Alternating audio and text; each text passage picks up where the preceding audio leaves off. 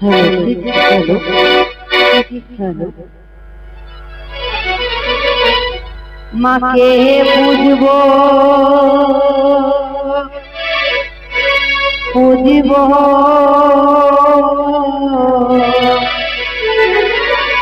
सहतरे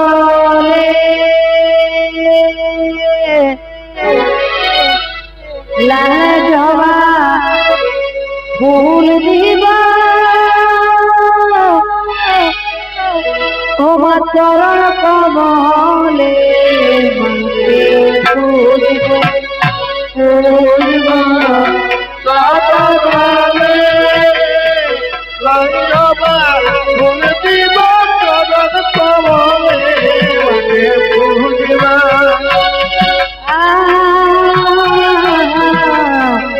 তবে মনে দয়া করি দেব জানল মাকে বুঝবা বুঝবা সাতরে লাজবা ফুল দীবা চরণ কমলে মাকে বুঝবা মাগো যদি আমি না জানি মাগো তোর মাকে বুঝবা বুঝবা সাতরে লাজবা ফুল দীবা চরণ কমলে মাগো আজ আবো নয়ন জলে উঠাইবো কেসে বুঝবা বুঝবা সাতরে লাজবা ফুল দীবা চরণ কমলে মাকে বুঝবা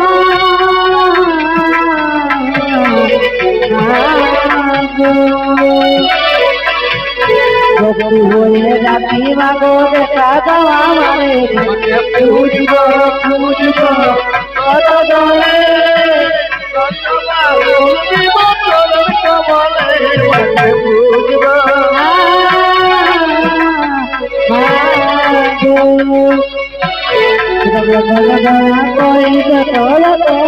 মাকে বুঝবা বুঝবা সাতরে লাজবা ফুল দীবা চরণ কমলে মাকে বুঝবা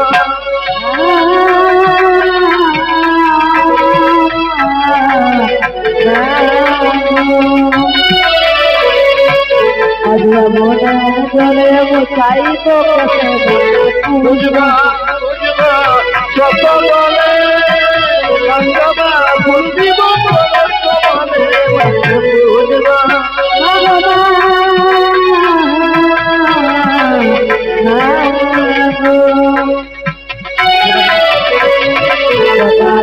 বুঝবা সাতরে লাজবা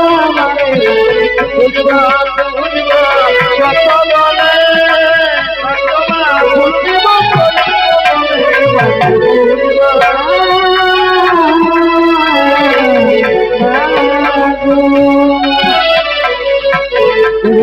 না জানি মা বড় তো বুঝবা বুঝবা সাতরে লাজবা ফুল দীবা চরণ কমলে মাকে বুঝবা মাতা দেখা দাও মাকে বুঝবা বুঝবা সাতরে লাজবা ফুল দীবা চরণ কমলে মাকে বুঝবা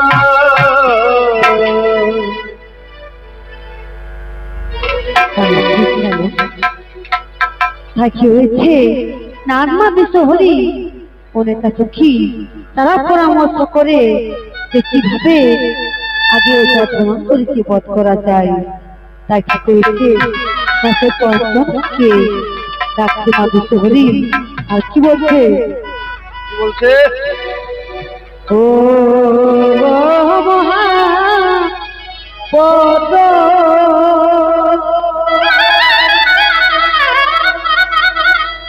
আর মহা পাণ্ডু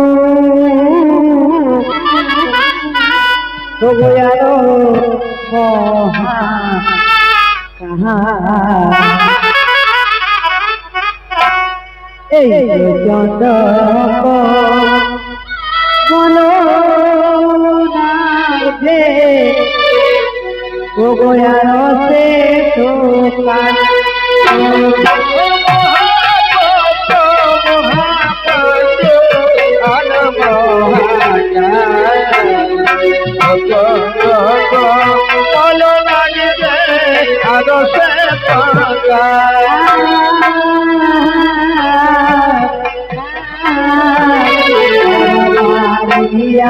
রে বাচ্চা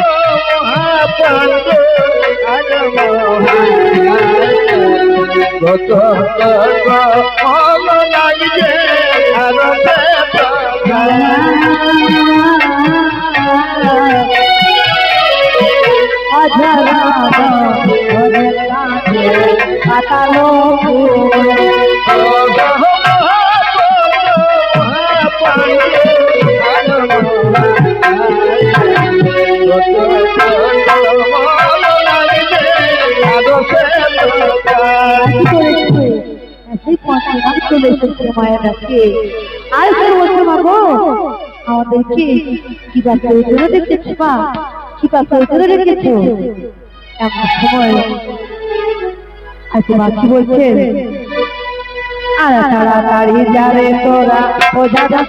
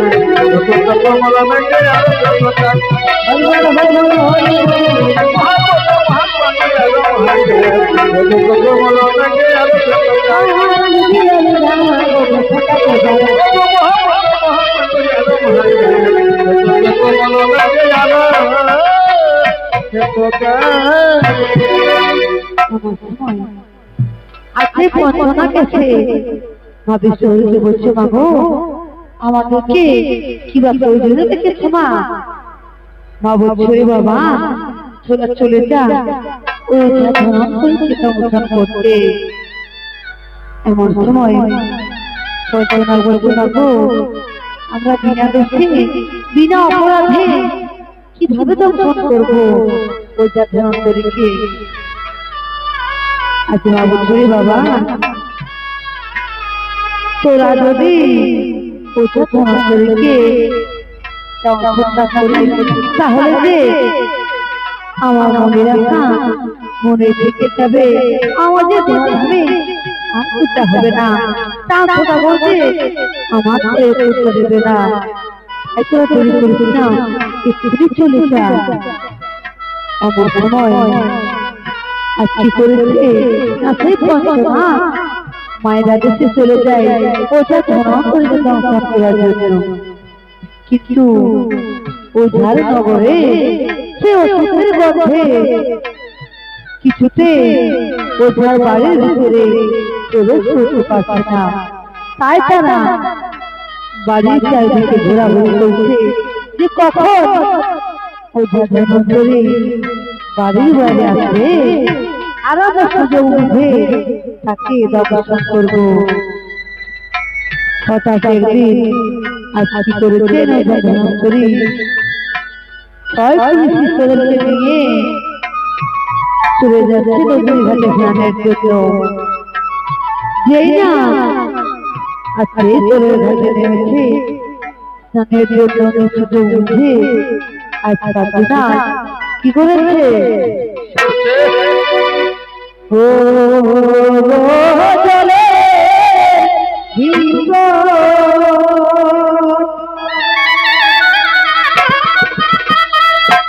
ওই মহা পাণ্ডু ও বয়োধারে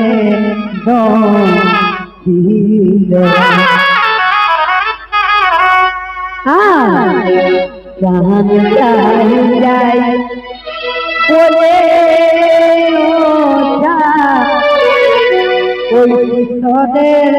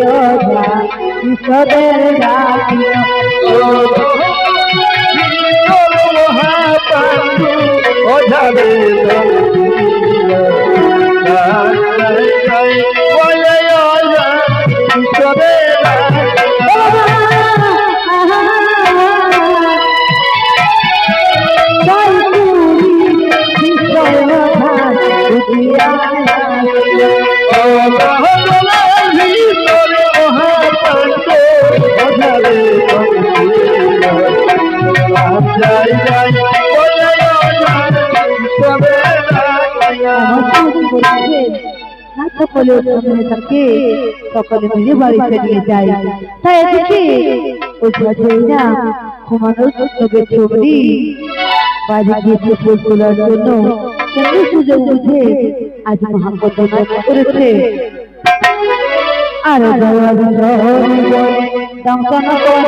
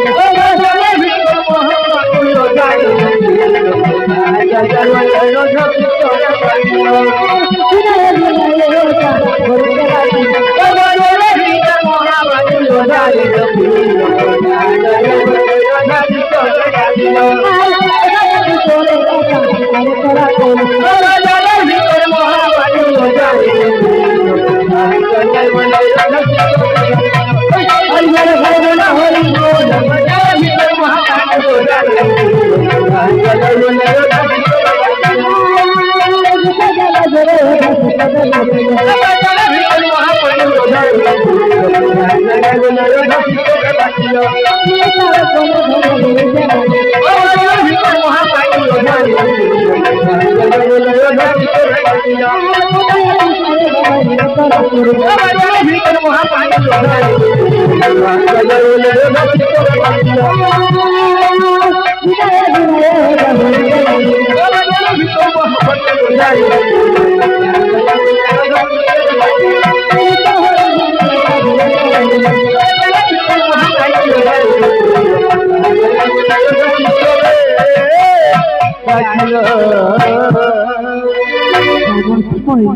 এমনই থাকবি বনে গিয়ে তোর সুযোগ বুঝে আল্লাহ কামসাদ করেছে, কিন্তু তার ভাগ্যে ধরে সে আবার উন্নত হয়ে যায় এবং যেতে যেতে নারী সঙ্গ পেয়ে ওটা ধনন্তরী বিভোর হয়েছে।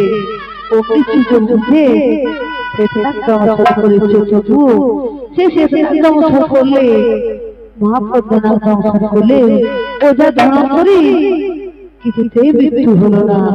তাই তারা হঠাৎ চলেছে মায়ের কাছে আর তাকে কি বলছে, বাবু আমরা ওটা ধনন্তরীকে কামসাদ করেছি মা, কিন্তু কোনো মতে তাকে বেরিয়ে যেতে পারেনি, তুমি আমাকে ক্ষমা করে দাও না।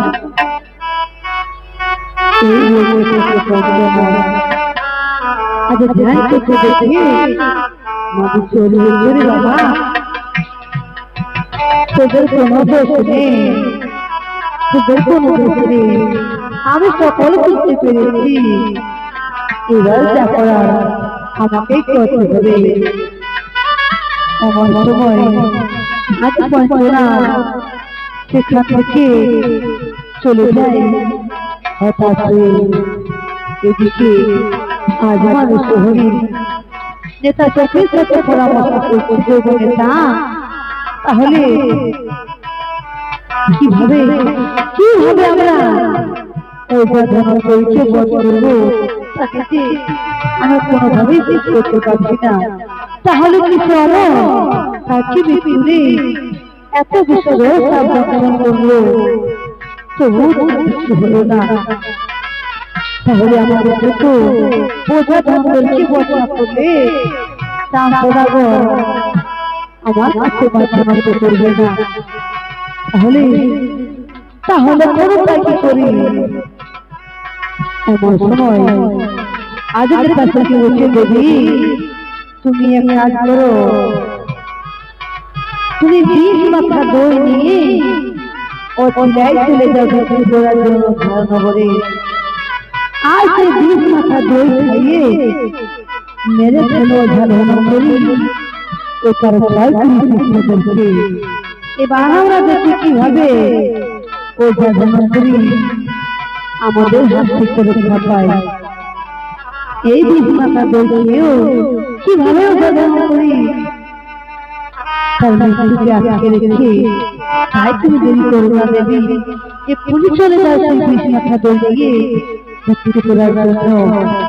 তার কথা শুনে আজরা কি করলেন, শব্দ বসে চলে যাচ্ছে দই মুক্তি করার জন্য। ওই ঝাড়া বলে আরো ঝাড় বলে দিয়ে আর কি বলছে, ও তোরা দহিনী দিব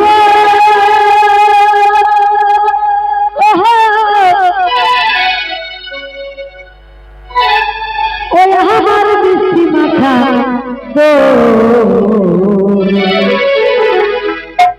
ও তোরা দহিনী দিব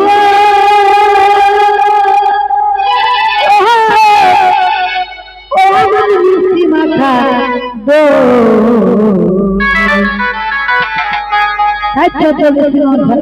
বলছে, আরে এই দই কালে তোমরা হতে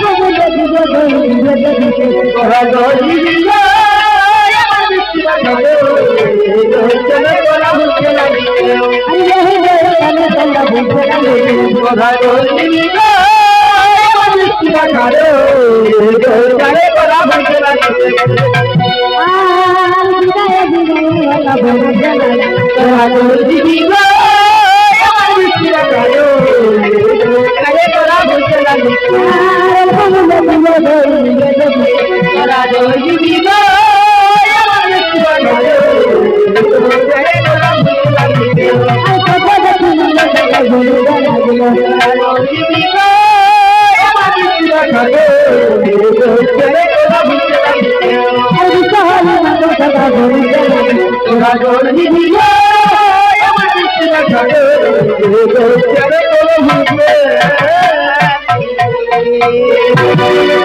এমন কি করেছে না সে ছোট না তার প্রতি টুকরা থেকে ওঝার ছয়গুলি শিষ্য সকল যখন বুঝে খেয়ে নিয়েছে এমনকি মাকে কত কথা বলছে আজ এই দেখে সব ব্যবস্থা ধারণ করতে বলছে ধারণ করি ওই দেখো তোমার শিষ্যগণ আমার সকল বুঝে খেয়ে নিয়েছে এমনকি আমাকে মন্দ কথা বলছে এই কথা শুনে ধনন্দরী বলছে ওগো সুন্দরী তোমার একটা সুন্দর রূপ দেখে তারা ভুল কিছু বলেনি তোমার রূপ দেখে আমারও মনে আছে তোমাকে এই কথা যখন বলেছে অমনি আচ্ছা তো বলছিলাম ও যা ধনন্দরীকে ব্যবসা না করে সেখান থেকে চলে যায়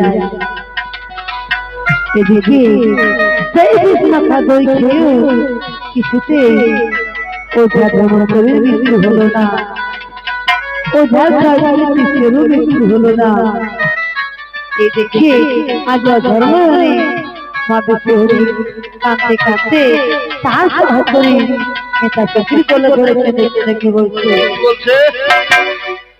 ওনে তাহার বলে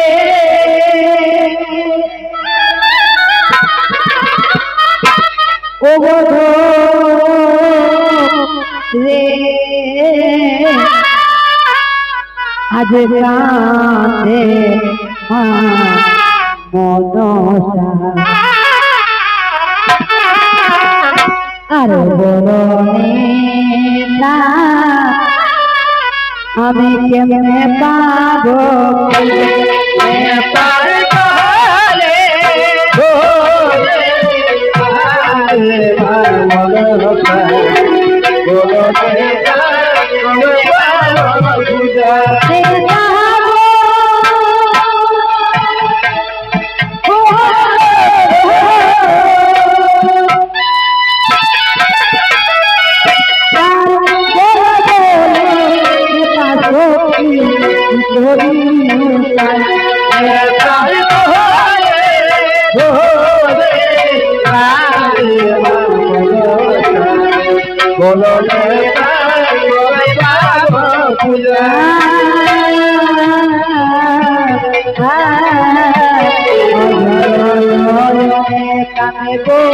পাতাল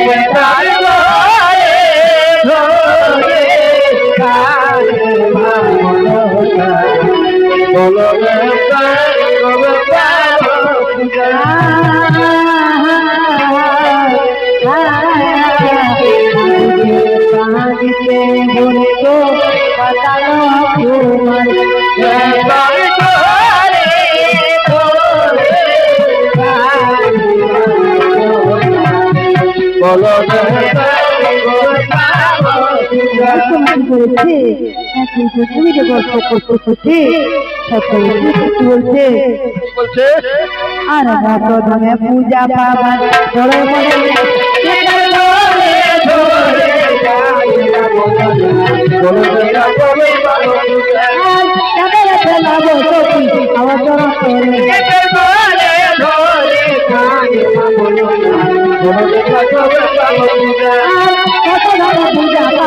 বড় বড় আশা এখন ঘরে ঘরে কাঁদে মন ভোলারে কাঁদবে বাবা হরি বল হরি বল হরি বল ঘরে ঘরে কাঁদে মন ভোলারে কাঁদবে বাবা বড় বড় আশা এখন ঘরে ঘরে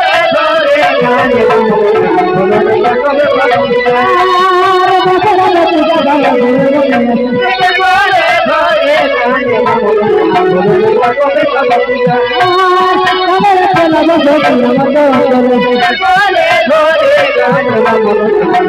ভোলারে কাঁদবে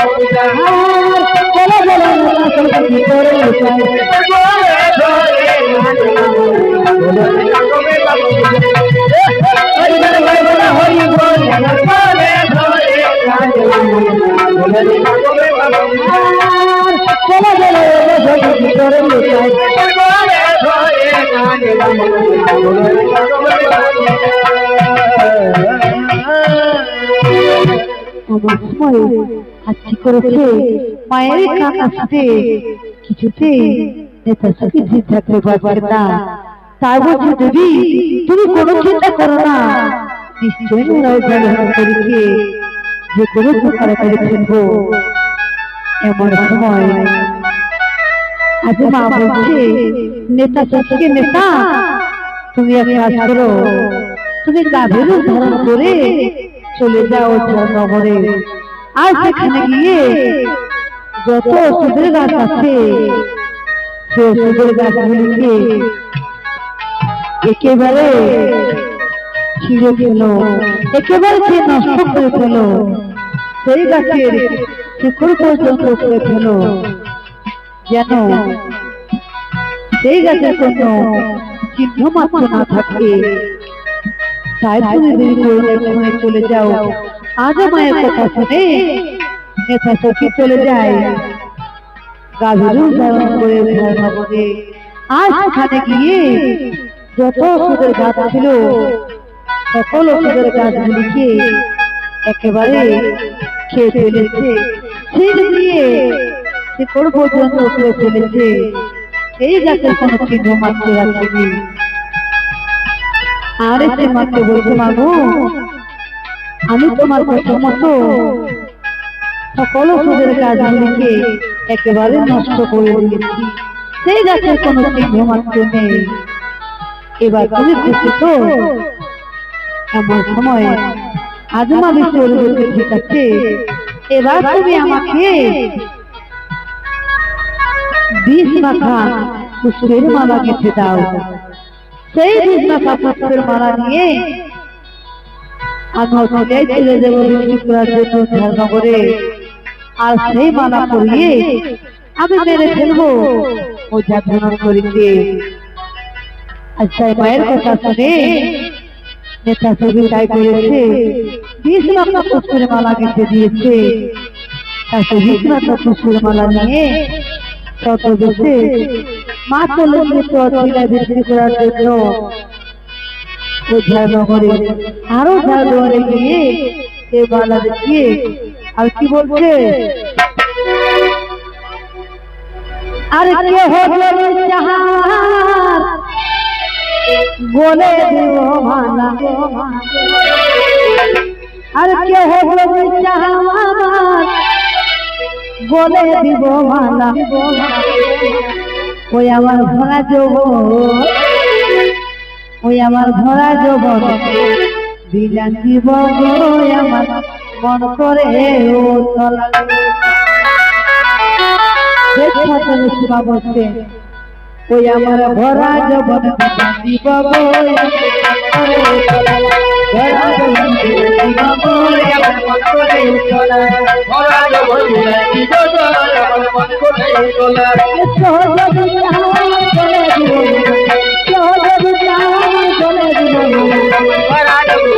আমার ভরা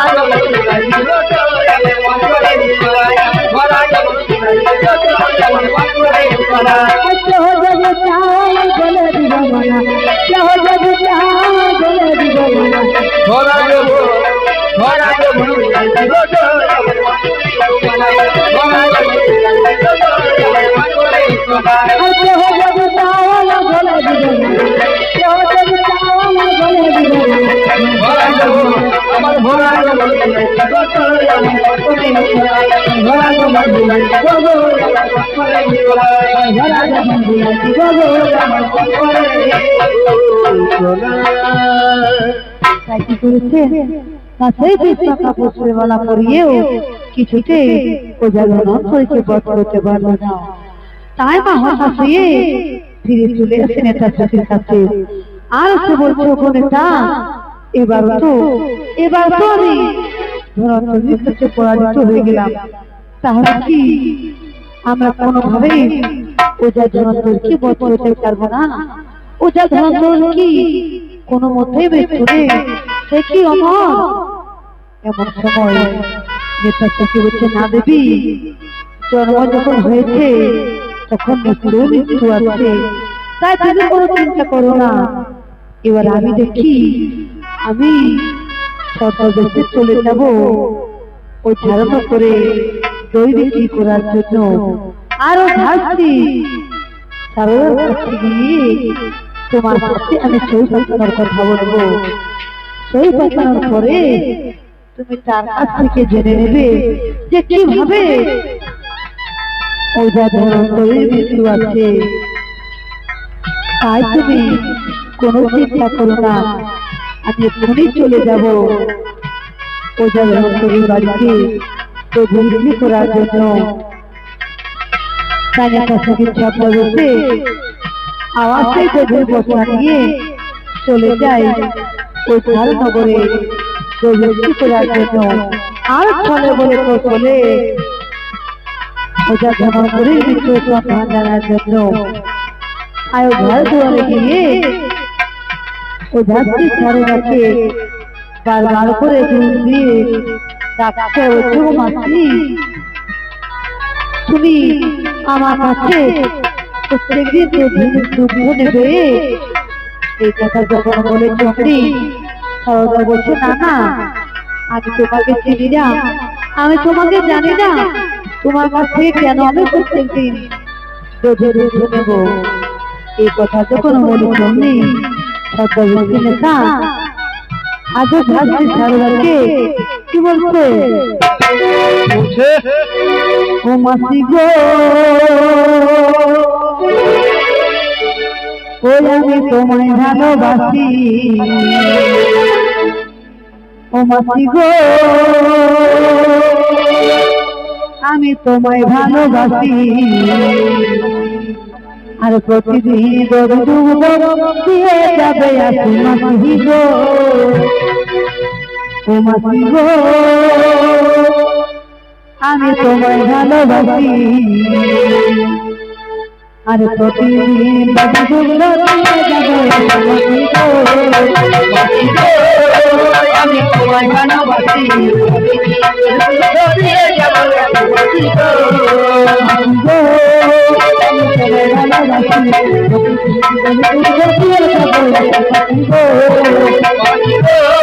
আমি তোমায় ভালোবাসি,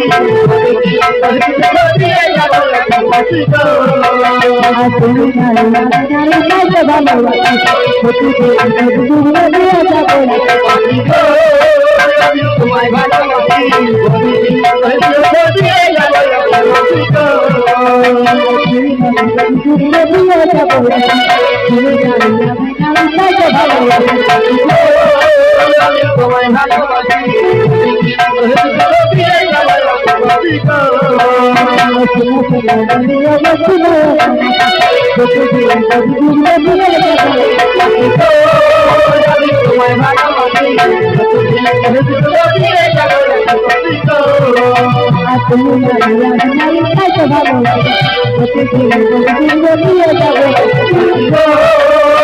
তোমায় ভালোবাসি,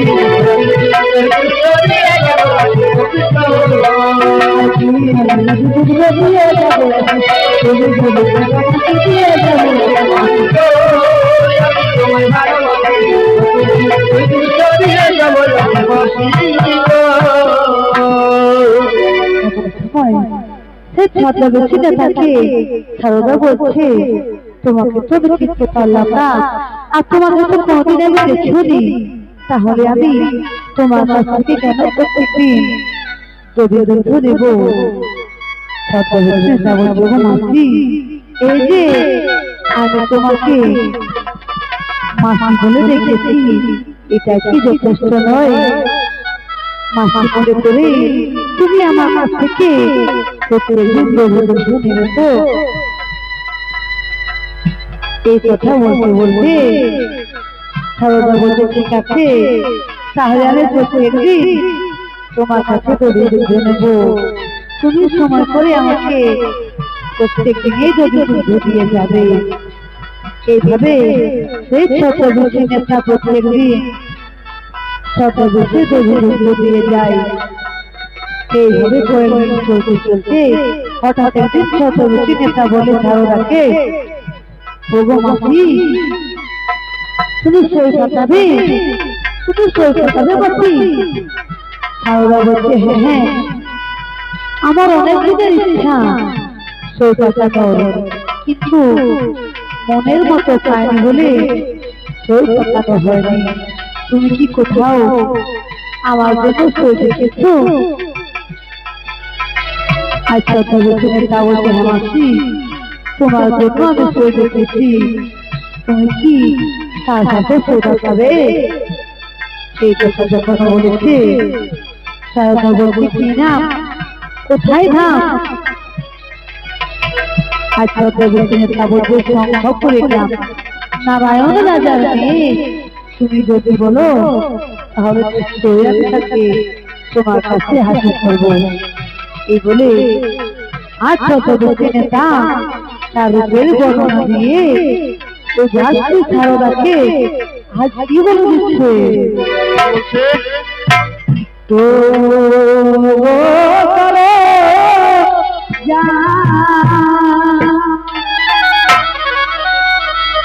সুন্দরী না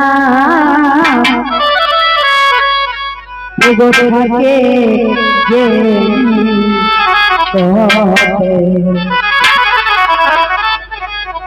আর সমাজ ভগ্নী জন্মে যেন তবই মাতৃ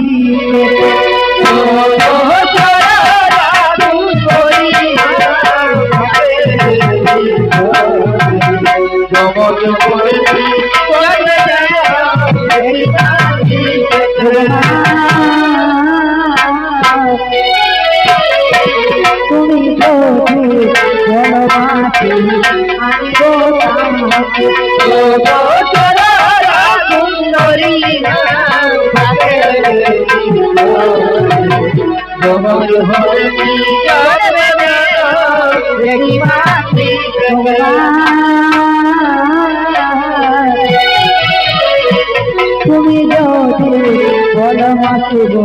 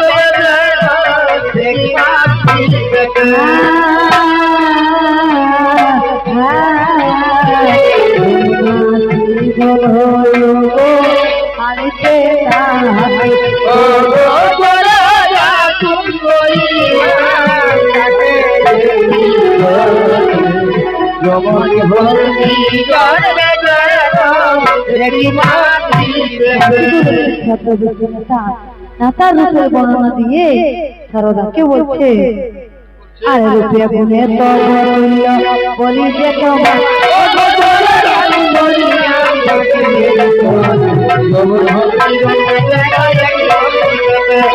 রূপে গুণে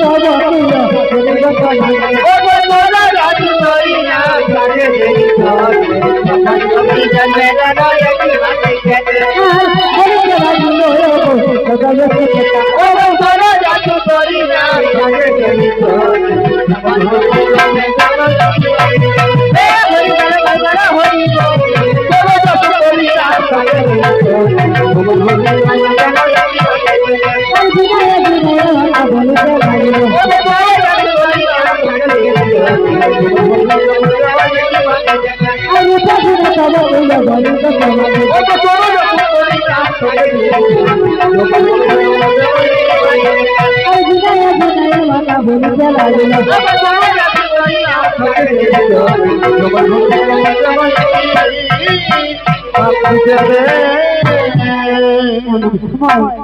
ছোট হয়েছে না সারদাকে বলতে ঠিক আছে মাসি তুমি তো আজ আমাকে বললে আমি নিশ্চয়ই পরের দিন তোমার কাছে হাজির করব আর নিশ্চয়ই তোমার সাথে আমি সই কাটিয়ে দেব এইভাবে চলতে চলতে পরের দিন কি করেছে চক্রবর্তী নেতা মা বিশ্বহরিকে সেই সরলতা রূপ ধারণ করে নিয়ে এসেছে সারদার কাছে আর সে বলছে গোমাসি দেখছো এই যে এই শাস্ত্রে আমি তোমার সই কাটানোর কথা বলেছি এবার তুমি রাজি তো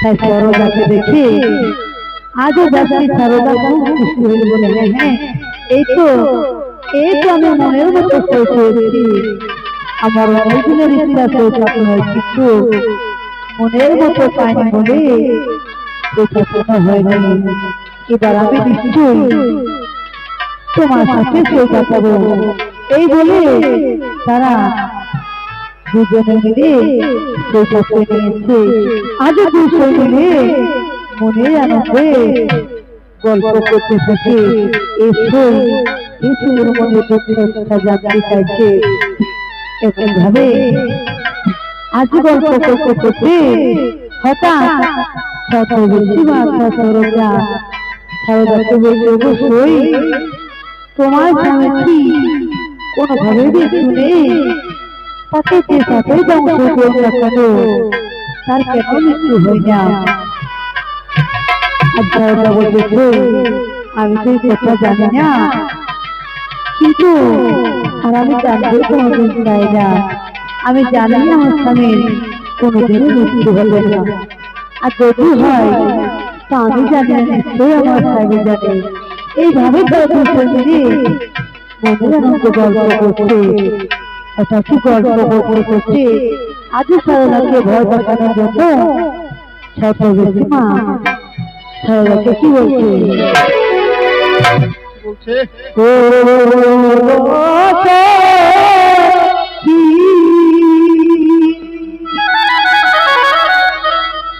আজ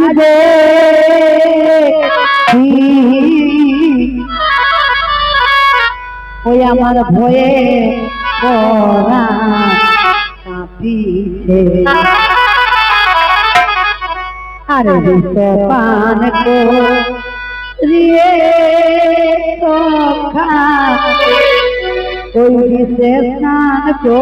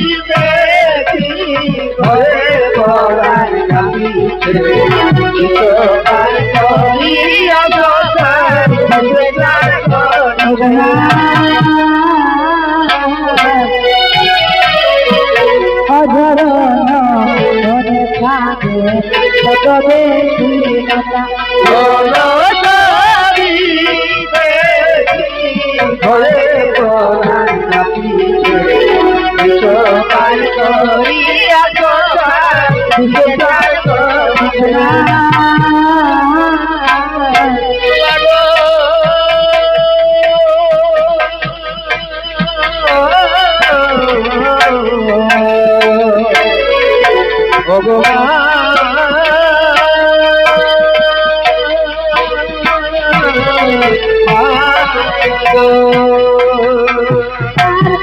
চলে তোরে কাঁদে গো জগবে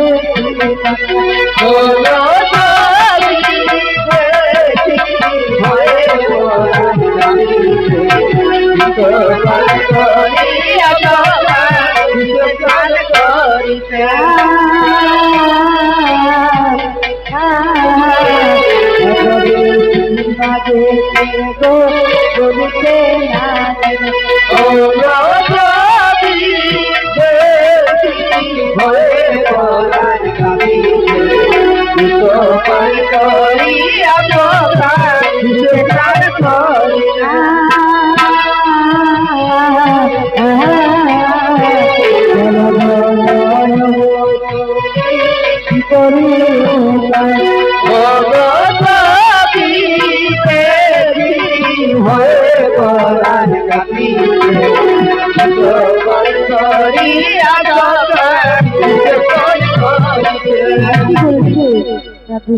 গল্প করতে করতে হঠাৎ করে বলে সেই ছদ্মবেশী কি বলছে আর বড় সখী করে কেউ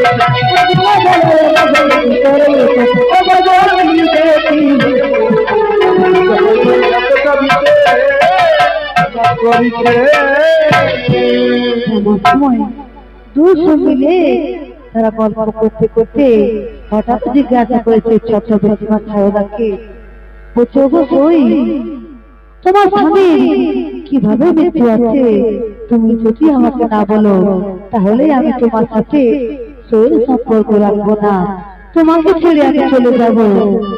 এই কথা যখন বলেছি আমি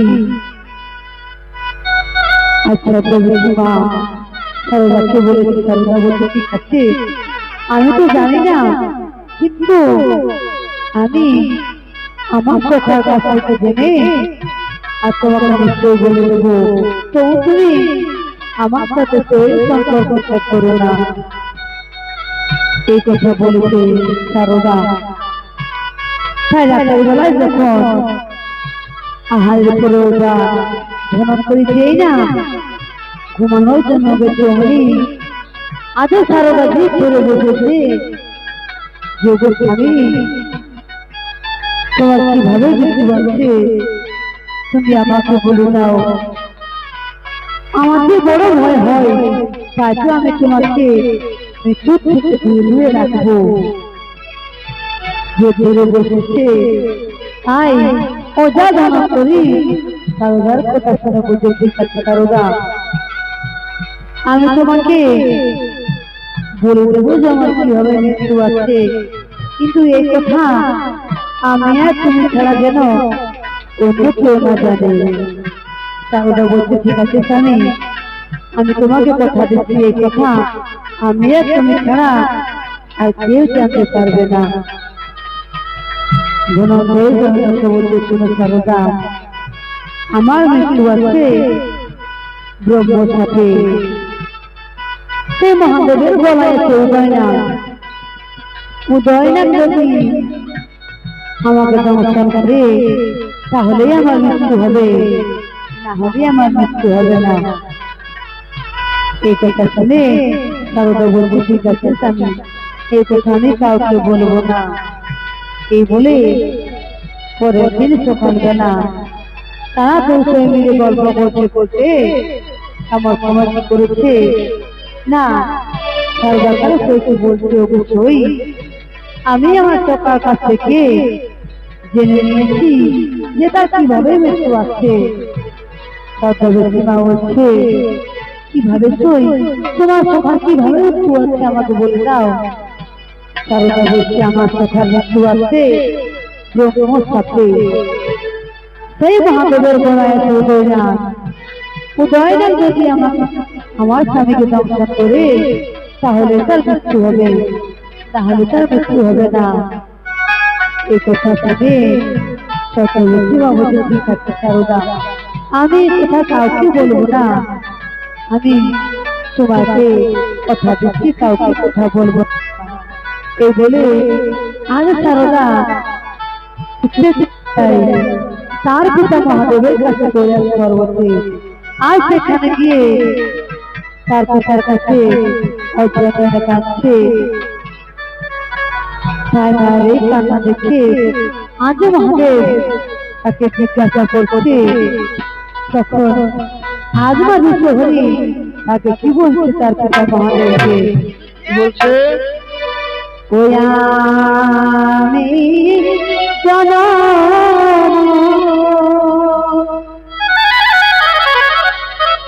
দুঃখী বাবা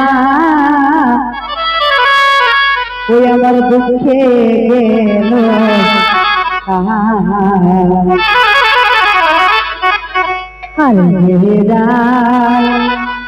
ধরিব বাবা ও বাবা ভাবে সে আমি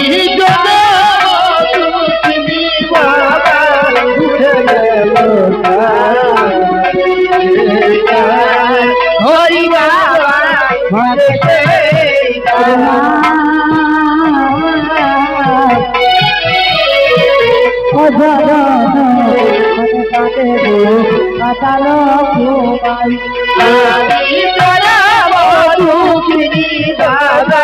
ঢুকে গেল হরি বাবা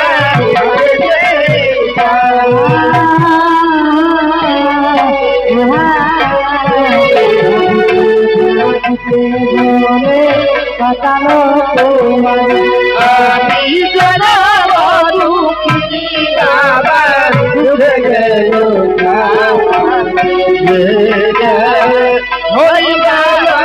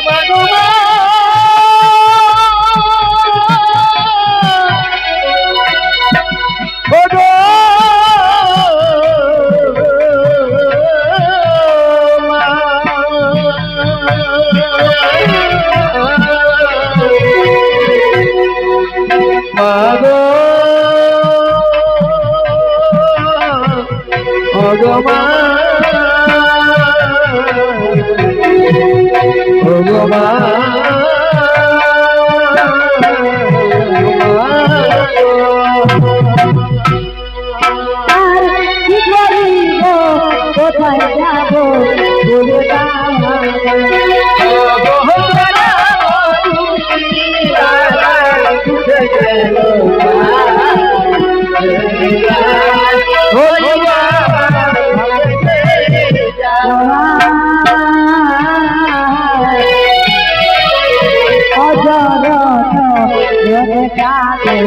পাতালো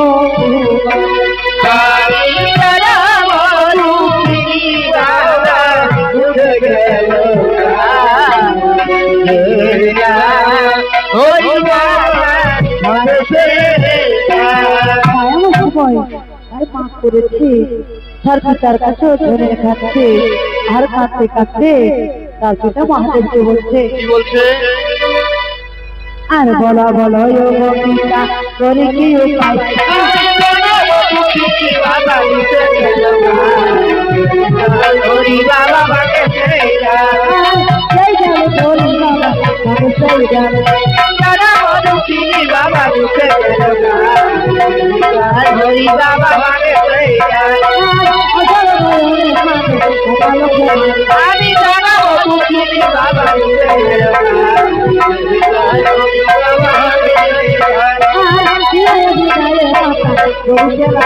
আমি জানো বাবা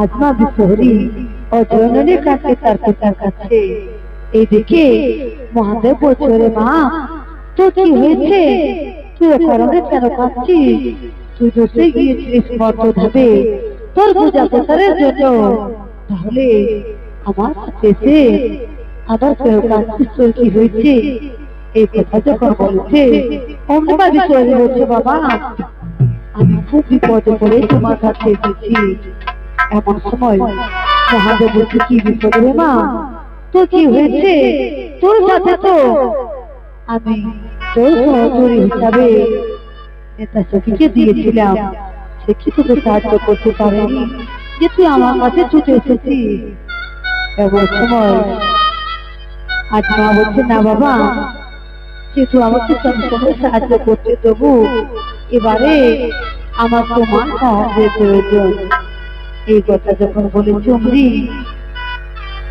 আজ মহাদেব বলছে কেন রে মা কি হয়েছে এই কথা যখন বলেছি অমনি আজ বিশহরী মা তার পিতা মহাদেবকে কি বলছে ও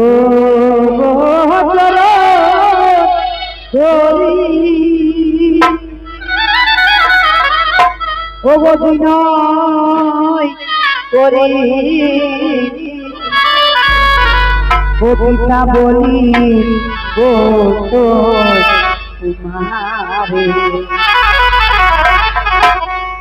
আরে হৃদয় কালনা যাব পিতা ও যাব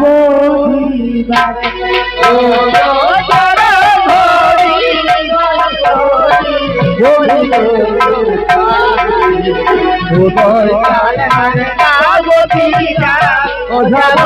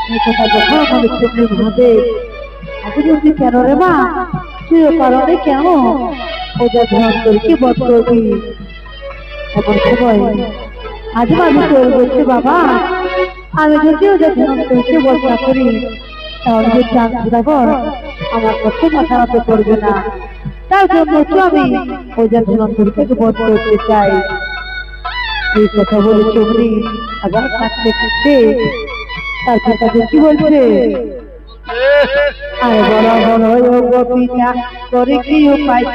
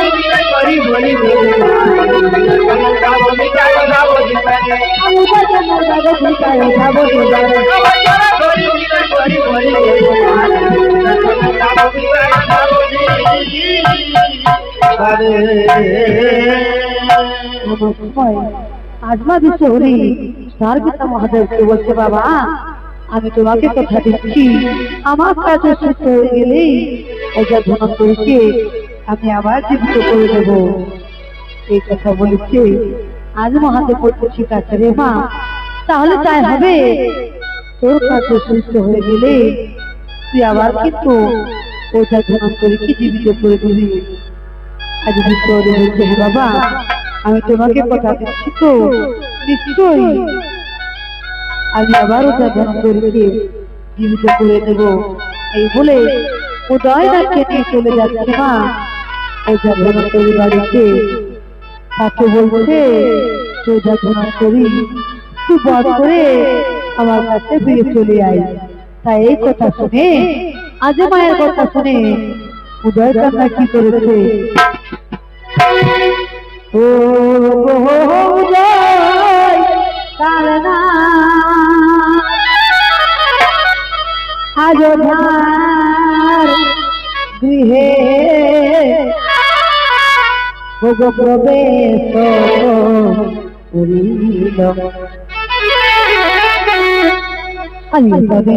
করিল,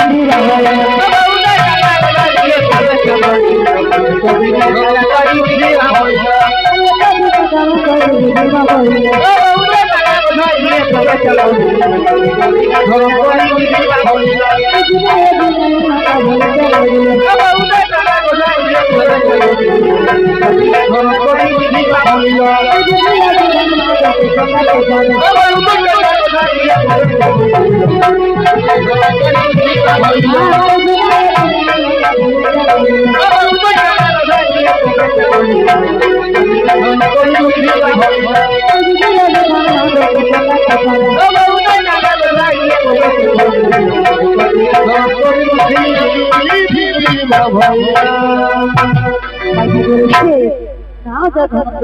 ধনন্তরীর আবার চলে যায় মহাদেবের কাছে। তাই এদিকে ওঝা ধনন্তরী কিসের যন্ত্রণা সহ্য করতে না পেরে তার দুই পুত্র ধনামনাকে বলছে, রে তোরা দেরি করিস না, তোরা একটু চলে যাচ্ছে হিমালয় পর্বতে, সেখানেই আছে আমার মাতার ওষুধ, তোরা যদি তাড়াতাড়ি না আনতে পারি তাহলে যে আমি আর বাঁচবো না। ধনামনা বলছে, বাবা আমরা কিভাবে চিনবো, আমরা কিভাবে জানবো যে এটাই তোমার বাঁচার ওষুধ? এমন সময় ওঝা ধনন্তরী বলছে, ওরে বাবা তোরা বুঝি মরা মাছ নিয়ে যা, এই মরা মাছগুলিকে এই গাছেও গাছে ছোঁয়াবি, আর এই গাছেও গাছে ছোঁয়াতে ছোঁয়াতে যদি সেই মাছটি আবার জীবিত হয়ে যায় তাহলে বুঝবি যে সেই গাছটি হবে আমার বাঁচার ওষুধ। তাই দেরি করিস না, তো এক্ষুনি চলে যা হিমালয় পর্বতে। তাই দেখে আজ ধনামনা হিমালয় পর্বত থেকে ওষুধ নির্বাচন করে চলে আসছে। এই তো মানুষের তাকে বলছে, বোনেটা ওই দেখো ওঝার দুই পুত্র ওঝার বাঁচার ওষুধ নিয়ে আসছে, তাহলে যে ওইটা আবার জীবিত হয়ে যাবে, হচ্ছে আমার মিলে এখানে শেষ। আজ নেতা সত্য বলতে দেবী তুমি এক কাজ করো, তুমি চলে যাও শ্মশান ঘাটে, আর সেখানে একটি চিতা সাজিয়ে চিতা জ্বালিয়ে সেই চিতার কাছে সৌদাগর ধারণ করে ঝরণে থাকবে। তখন সেই দেখে মনা মনা মনে করবে যে তাদের পিতা হয়তো মরে গেছে, তাদের অনেক দেরি হয়ে গেছে আসছে বলে সেই ওষুধগুলিকে তারা চিতার উপরে ফেলে দেবে। তাই তুমি দেরি করো না, এক্ষুনি চলে যাও। তাই যে তার কথা মতো আজ মা বিশ্বহরি শ্মশান ঘাটে একটি চিতা জ্বালিয়ে সেই চিতার কাছে ধর্মনে কাঁদছে সারদা দেব ধ্যাস করে। আর তাকে দেখে ধ্যাস পুত্র ধরা মনে করছে যে হয়তো আমাদের আসতে অনেক দেরি হয়ে গেছে, তাই আমাদের সবাই আমাদেরকে ছেড়ে চলে গেছে। গিয়ে বলছে মাগো আমাদের বাবা কি আর বেঁচে নেই, আমাদের ওষুধে কি আর কাজ হবে না? এই কথা যখনও বলে চন্দ্রী তখন বলছে সারদা কি বলছে, ওই আমার স্বামী গেল জনমে মদন গো,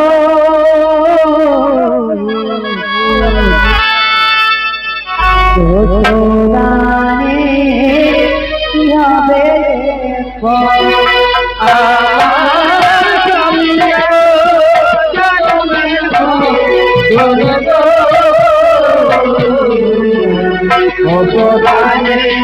কি হবে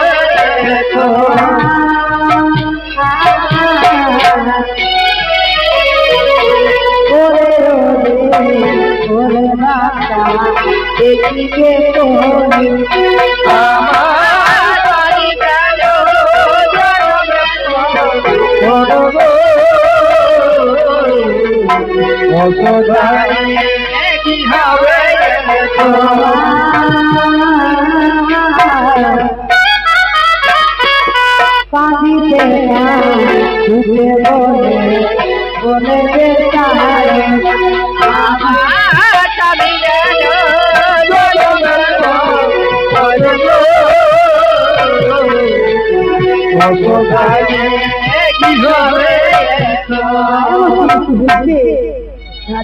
বলে বলে হয়ে গেছে। তাই সকলে মিলে তারা তাকে শ্মশান ঘাটে নিয়ে যায়। এমন সময় আগে কি মা বিশ্বহরি বলছো দেবী তুমি তোমার তাকে কথা দিয়েছ যে তোমার কাছে সুস্থ হয়ে গেলে তাকে আবার জীবিত করে দেবে, আর তারা যদি শ্মশান ঘাটে তাকে রাহা করে দেয় তাহলে যে তোমার লীলা এখানে শেষ। তাই তুমি কাজ করো, তুমি চলে যাও শ্মশান ঘাটে, আর সেখানে তাদেরকে বলে দেবে যে তারা যেন ওজা ধরন্তরীকে আগুনে দাহ না করে, তারা যেন তাকে নদীর জলে ভাসিয়ে দেয়, কারণ তার শরীরে এখনো মারিয়ান মন্ত্র আছে। এই বলে ওজা ধরন্তরীকে তাকে নদীর জলে আজ ভাসিয়ে দিয়ে সকলেই ফিরে চলে এসেছে। এদিকে পুত্রকে আবার বাঁধিতে হয়ে পাখির থেকে দমন করিয়ে ছেড়ে দিচ্ছে। দেখে আজ শোনো খাজানা নেই কেঁদে কেঁদে আর কি বলছে, ওই একবার বলে ওরে মা বলে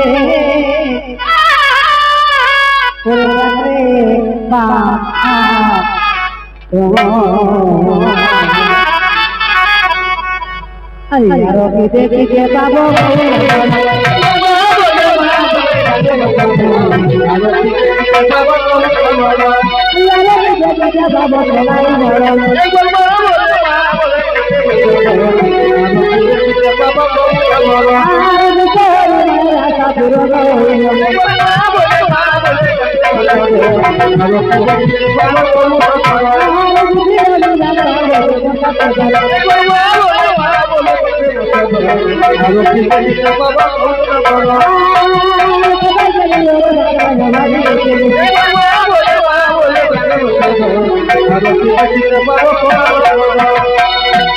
Baba দর্শক মন্ডলী, এই যে আমার পালা পূজার জনতরী বল ও তাদের ছয় পুত্রের মৃত্যুতে সনকার বিলাপ, এই পালাটি আমি এখানেই সমাপ্ত করলাম।